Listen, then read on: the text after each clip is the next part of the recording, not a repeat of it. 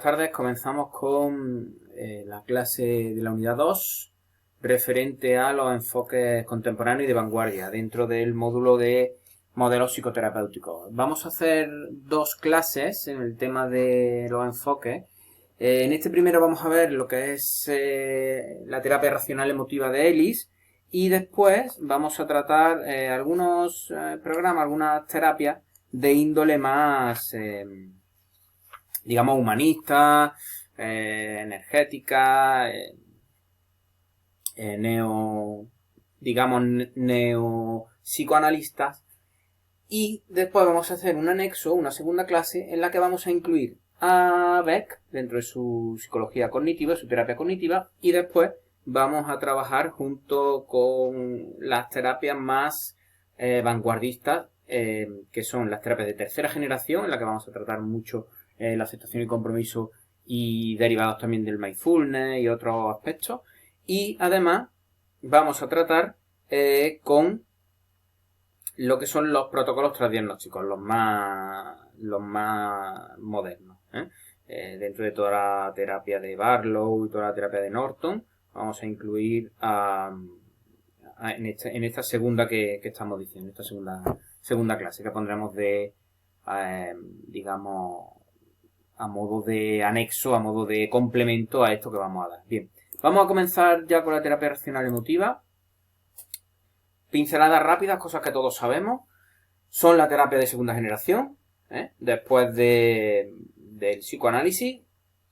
Surgen, no porque estén tanto en contra del psicoanálisis, que también, sino por la poca importancia que le daban las teorías conductuales a la mente, digamos, ¿no? A ese O de estímulo, organismo, respuesta, a esa O que ellos creen tan importante. Entonces, Albert Ellis, americano, es pionero en este tipo de intervención. Muy corta, a veces breve, directiva y con una idea de promover esa autoayuda.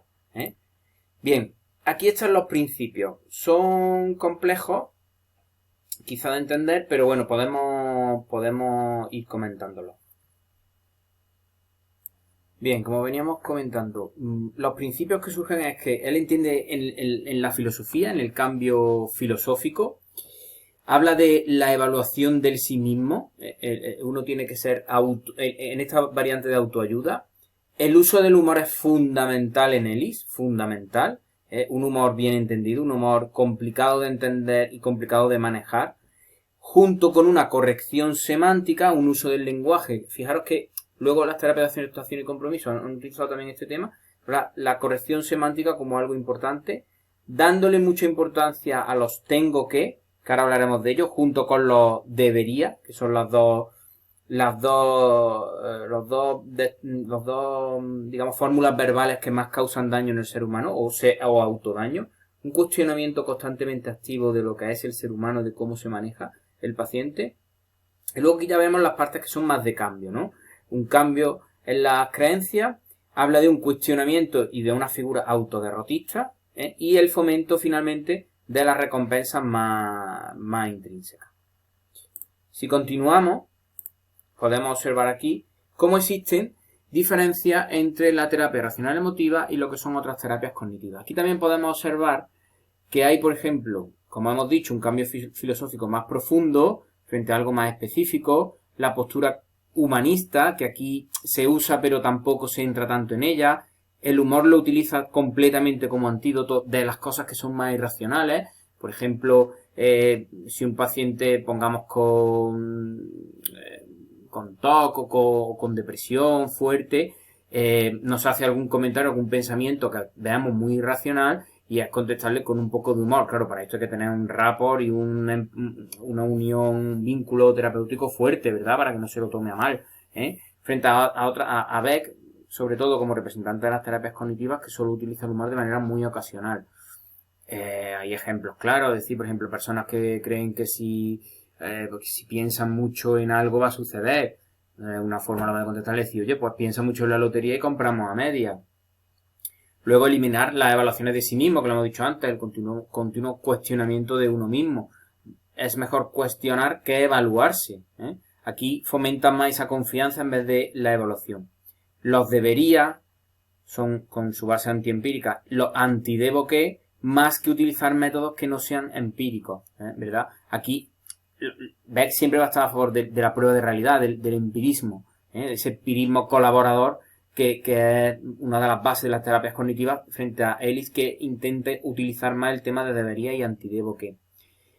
Fomentar el cuestionamiento activo que el paciente realiza de esa ansiedad perturbadora y esa ansiedad del yo, que veremos después, que no ayuda nada a lo que son la utilización de quizá otros métodos cognitivos que puedan ser mucho más racionales, ¿verdad?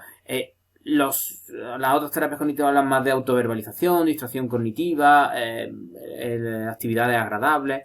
No, Ellis es más el entender que hay que internalizar las filosofías que existen y que tenemos. Tiene que cambiar o intenta cambiar sobre todo dos cosas. Una es la baja tolerancia a la frustración que viene ahí, y otra es la aceptación incondicional de uno mismo, que son las formas en las que Ellis entiende que hay que conseguir superar tanto la ansiedad perturbadora como la ansiedad del yo.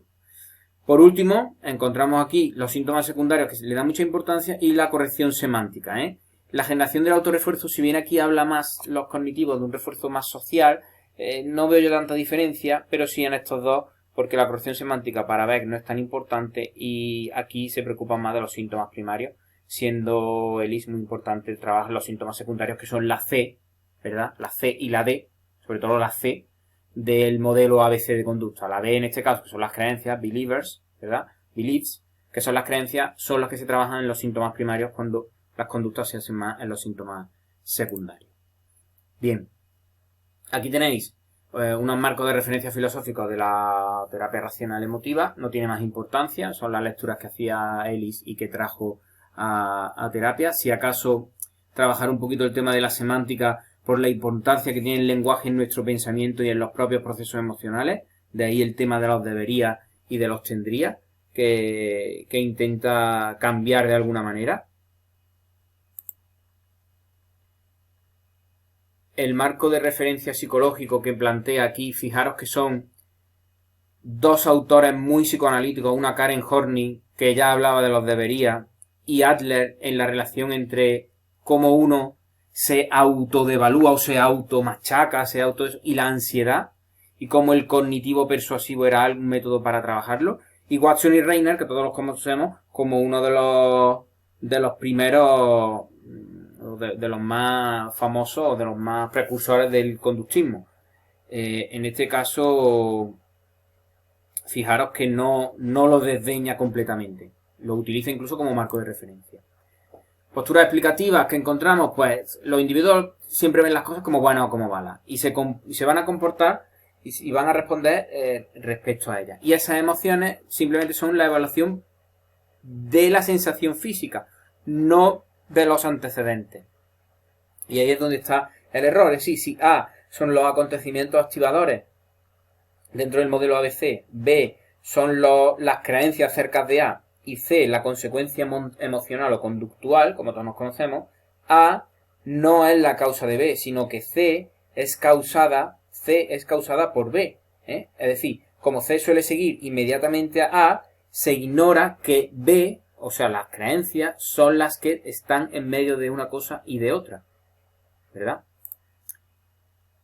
Bien, más o menos es lo que estamos aquí comentando, con la base importante que él habla de las creencias irracionales. Bien, ¿qué hace Ellis? Intenta decir los debo de, o must, y tengo que, o have to, y los cambia por otras que sean más racionales, teniendo como meta la identificación de las creencias más irracionales. Bien, como venimos comentando, el modelo ABC es el principal motor de pensamiento del individuo, cómo interpreta ese ambiente y cómo interpreta las circunstancias y las creencias que se desarrollan derivadas de ese ambiente.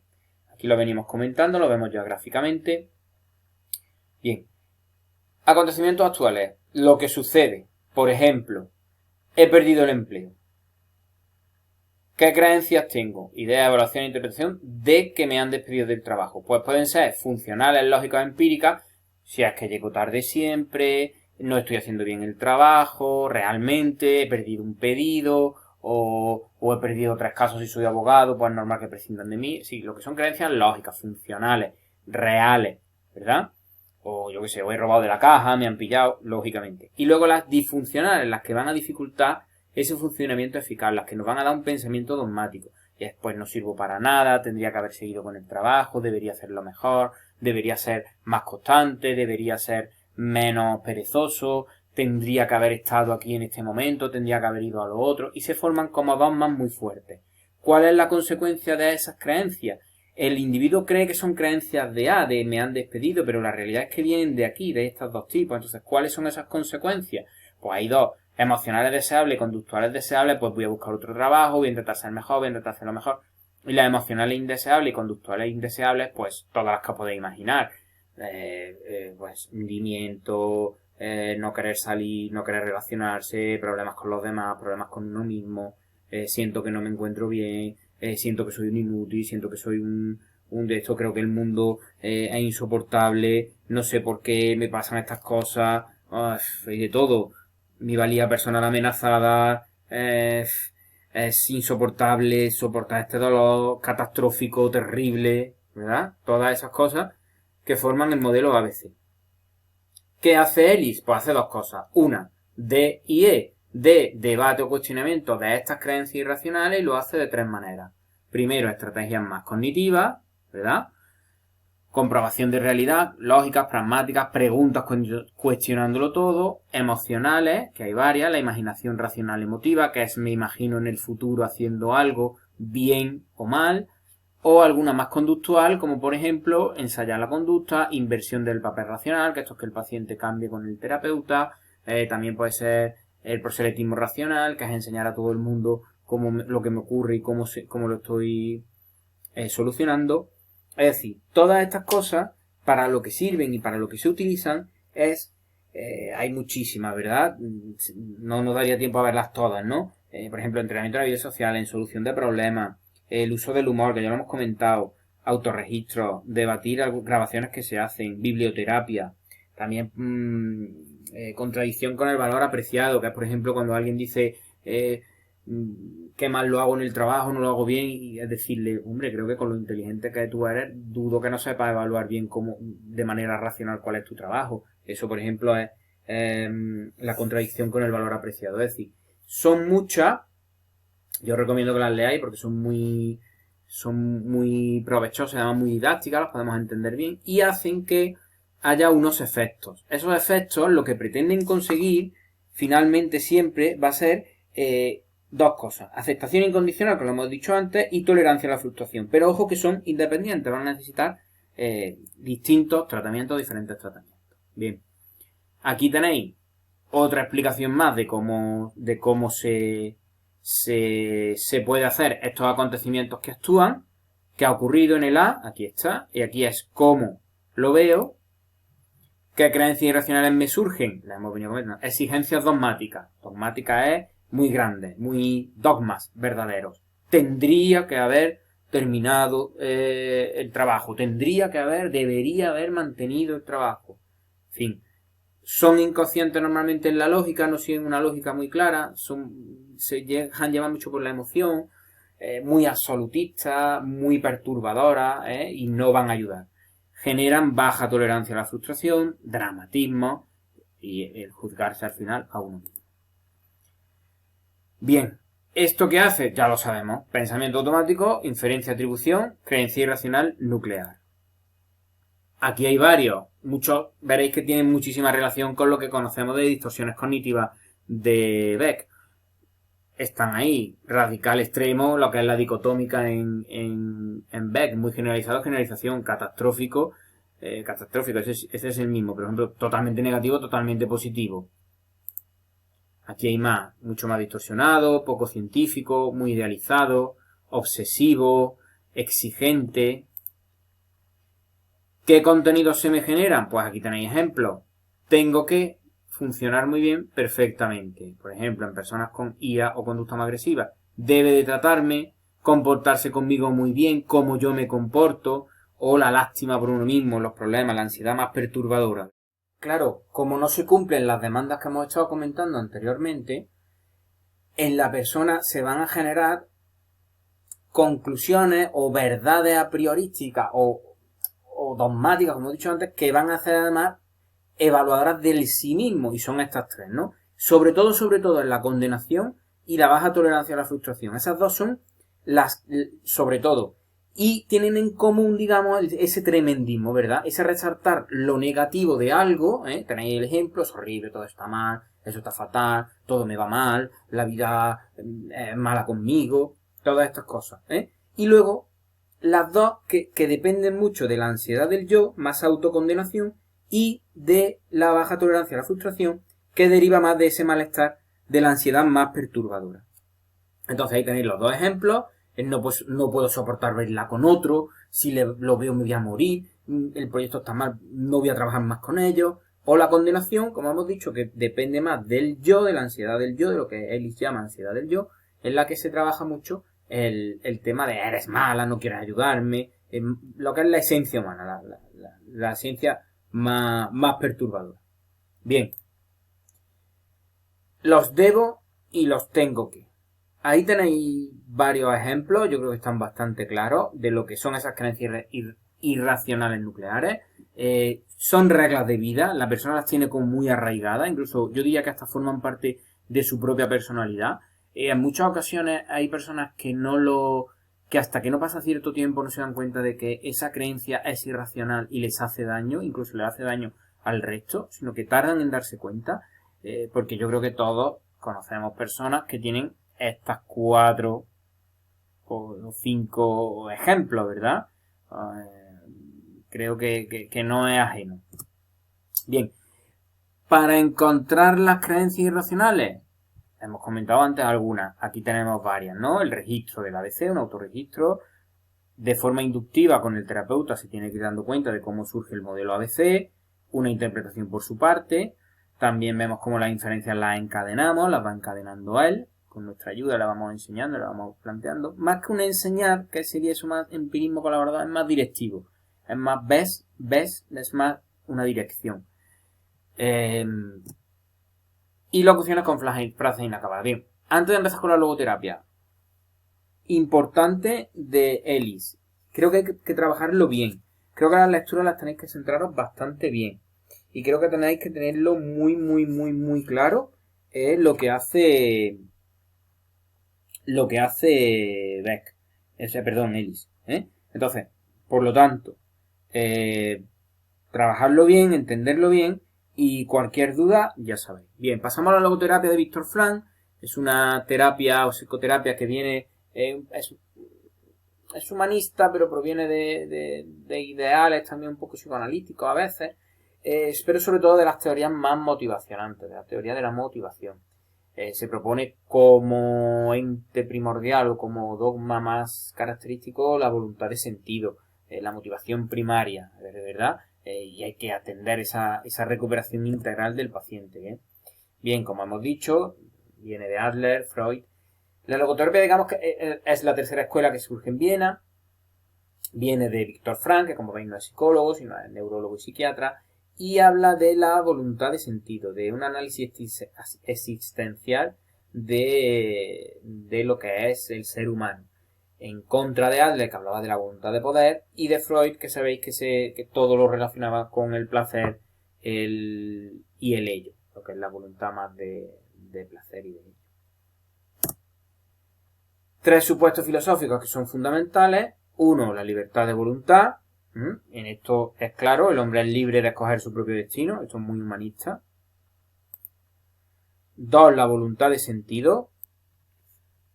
Segundo, la voluntad de sentido en la psicoterapia. Es decir, esto es lo que expresa lo que Frank hablaba antes de enfocar la percepción del componente más exterior, ¿verdad? Del ambiente, digamos. Entonces, claro, él entendía que se desvirtuaba, se quitaba un poco la idea del ser humano como miembro esto del reino vegetal y animal, que esto ya es un poco demasiado humanista, entendemos, un poquito alejado de la ciencia, en el psicologicismo. Y la tercera, el sentido de la vida. Esto era lo que más ha llegado quizás a nosotros, ¿no? La logoterapia como factor incondicional que no se puede perder bajo ninguna de las circunstancias que se encuentran en el ambiente. Es una percepción muy reduccionista, muy positiva del mundo, pero bueno, lo enmarca en esa filosofía de psicoterapia que utilizan. Bien.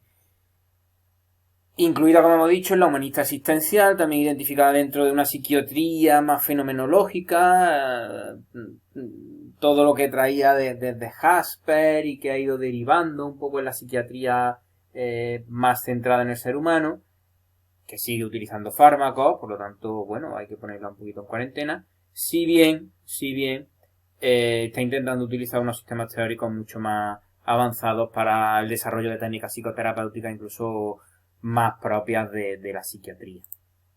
Bien, ¿en qué consiste? Lo vemos un poquito por encima.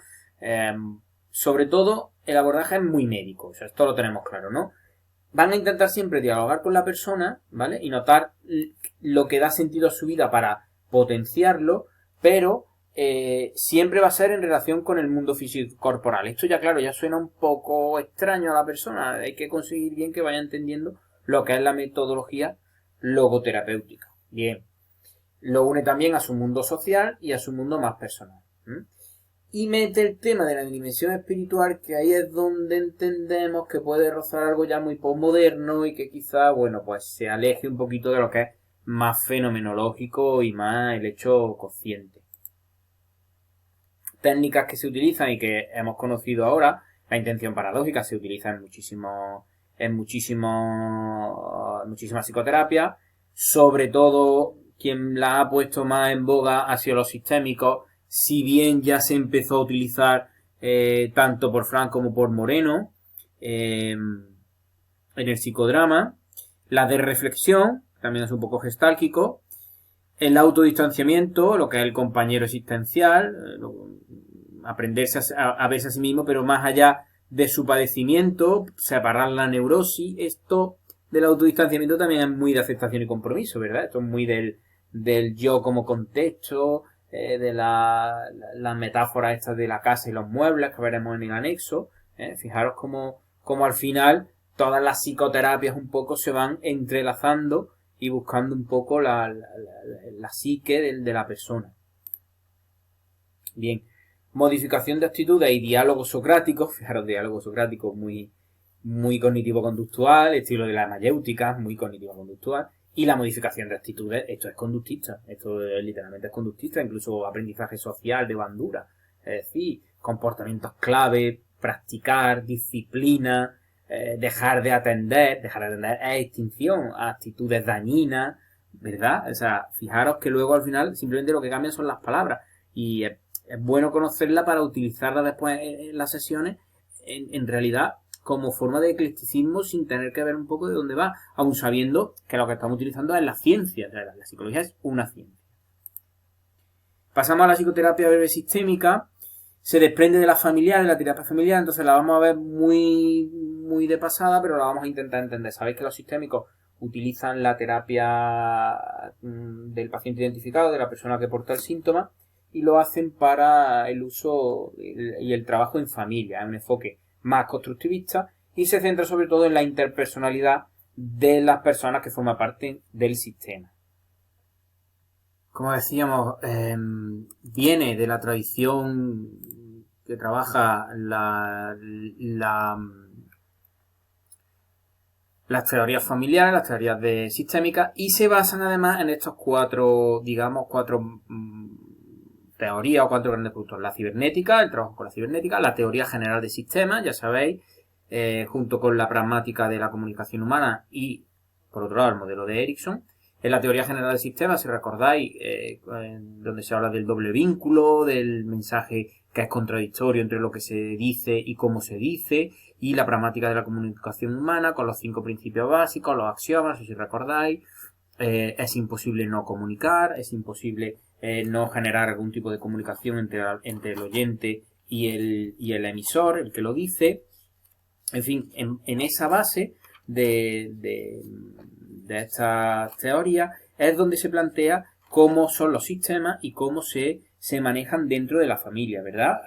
Si recordáis, los suprasistemas, los grandes sistemas, el subsistema, que son los componentes que hay dentro del sistema, y los límites. Esto, para que lo entendamos, es, si os imagináis una familia modelo, pues padre, madre serían un poco los suprasistemas, la relación de los hermanos pues serían más subsistemas, luego las relaciones más externas pues ya serían los límites, si son más abiertos, o sea, si son familias que son más abiertas a los demás, son familias mucho más cerradas, con sistemas más cerrados, más aislados, ¿eh? Si luego, acordáis la equifinalidad, la equicausalidad, que todos podían llegar a un mismo sitio, todos por la misma causa, hay una regla de relación entre ellas, ¿verdad? Y con respecto a la comunicación humana, pues lo que hemos comentado, ¿no? Es imposible no comunicar, la comunicación a los dos niveles, tanto el contenido, que es la digital, como la relación, que es la parte más analógica, esa paradoja pragmática, esa paradoja lógica que surgía, la puntuación, que es la forma en la que se organizaba y se secuenciaban los hechos por parte de las propias familias. En fin, todo esto planteaba luego la terapia centrada más en soluciones, que es la parte que viene, digamos, más conocida del MRI de Palo Alto, en el que hablaban de que la solución era el problema mismo, o sea, también esto es muy de fusión cognitiva de la aceptación y compromiso, el tema de que la solución era el problema y la terapia en sí centrada en el problema. Bien, vamos a ver algunas premisas rápidas. Aquí y ahora, y no en el antes, no hay que buscar causas subyacentes, ¿verdad? Sino ver que las personas al iniciar la terapia no es el problema, sino lo que manifiesta esa persona que porta el síntoma, que es el paciente identificado. Se focaliza y se centra en los problemas y en la solución, e intenta evitar o intenta con ello que se alivien las quejas, evitando centrarse en lo que es la queja. Bien. Muy importante que no haya un intento de entendimiento, sino que simplemente hay que querer, no es necesario hacer una conciencia del origen. Se definen los objetivos para satisfacer esa unicidad de las necesidades. La terapia tiene que ser muy, muy, muy enfocada al paciente, muy a la medida del paciente.